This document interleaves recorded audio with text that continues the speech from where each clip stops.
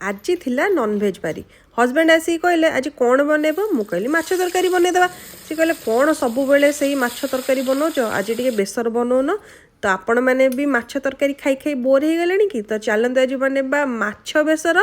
टिके different style रे। So hello everyone welcome to Bulbul Odia kitchen. तो चलते स्टार्ट करवा आज रेसिपी से मुझे कौन करी ना 800 ग्राम पाखापाखि माछ नहीं जाइली। माछ को फास्ट मैरिनेट करने माछ को बढ़िया भाव में धोई नहीं देन से हाफ चामच लंका गुंड हाफ चामच हलदी गुंड गोटे चामच लुण माने स्वाद अनुसार लुण आउ अल्प टिके लेंबू माने फाड़े लेंबूर रस को देकी भल भाव में मैरिनेट करना माने बढ़िया भाव में मसला को माछ सहित मिक्स करके कोट करना जिते बढ़िया भाव में मसला माछरे कोट हम भजाटा से बढ़िया हम। तो ये देखो बढ़िया भाव में मसला को मुझे कोट कर माछ सहित मैंने मिसई देती देन ताको कौन करवा 10 मिनिट छाड़देवा से टाइम आम चलते मसला बनईदेवा से मुझे 2 चामच नहीं सोरिष 2 चामच नहीं जाइए जीरा गोटे चामच नहीं जाइए गोटा धनिया और 4टा सुखिला लंका देकी फास्ट मैं ग्राइंडिंग कर देइछि। एमती करवा द्वारा कौन हुए ना जदि आप सोरिष बतुरिया को भी भूली जाइए तो ये परफेक्टली ग्राइंड हो सब मसला गुड़िक देन कौन करवा एथरे 15 ରୁ 16 कोला पाखापाखि रसुण देकी रसुण चोपाटी मुझे छड़ा देती देखी आउ टे पानी देकी भल भाव ग्राइंडिंग कलापर ये देखो बढ़िया भाव में मसला बनिकी रेडी हो जाइए। जदि आप सोरिष बतुरिया को भूली जाइए देन सोरिष बढ़िया भाव में ग्राइंडिंग हो पारे तो ये प्रोसेस रे कले बढ़िया भाव में मसला आमर बनिकी रेडी हो। तो ये चलते आम कौन करवा माछ गुड़ी को भाजी नवा से गोटे कड़े नहीं जाइए सोरिष तेल देकी माछ गुड़ी को बढ़िया भाव में कड़ा करके फास्ट भाजी नवा।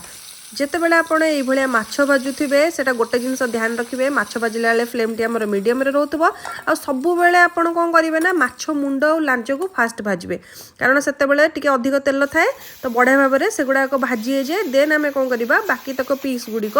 1 by 1 करके भाजी नवा सब गुड़िक माछ बढ़िया भाव में ये भाजी हो गलानी। तो चलते एवं आम कौन करवा ना आलू नहीं जावा मुझे 5टा मीडियम साइजर आलू नहीं आलू को माछ तरकारी जमी पड़े लंबा लंबा कटा हुए से भाया आलू को काटि नवा माने गोटे आलू पीस को 4 फाड़ करनवा आलू को भल भाव धोईकी काटिकी कौन करवा भल भाव भाजी नवा माने गोल्डन ब्राउन है पर्यंत आलू को मीडियम फ्लेम रे भाजी नवा। आलू को ये आम सीझेबार ना ओनली गोल्डन ब्राउन है पर्यंत भाजी देवार अच्छी आलू बढ़िया भाव में भाजी सारा पर कौन करवा आलू गुड़ी काढ़ी नवा देन किसी से तेल आड करेंगे एक्सट्रा सेम तेल कौन करी गोटे चामच दे दी 5 फुटण आउ देन जो आम मसला रेडी कर देथिले मसला को देकी भल भाव में कषि नवा सोरिष मसला को 2 ରୁ 3 मिनिट भल भाव में कषि सारापर से आड कर देती हाफ चामच हलदी गुंड गोटे चामच ये लंका गुंड नो कश्मीरी लाल मिर्च बढ़िया कलर आसो राग नथिबो स्वाद अनुसार लुण देकी मसला को कषापी छाड़देवा देन कौन करिया मसला कषिला भितर मुझे गोटे टमाटो काटी देती मसला ये देखो बढ़िया भाव में पानी अब्जर्व करके पानी पूरा ड्राई हो गलानी ये टाइम आम कौन करवा ना आउ अल्प टिके पानी देकी माने 1.5 ग्लास पाखापाखि पानी देकी बढ़िया भाव में झोल को फुटिया दबा कारण सोरिष झोलटा जिते बढ़िया भाव में फुटब आम माछ तरकारी टेस्ट से बढ़िया आसो। ये देखो केते बढ़िया भाव में आम झोल फुटी आसला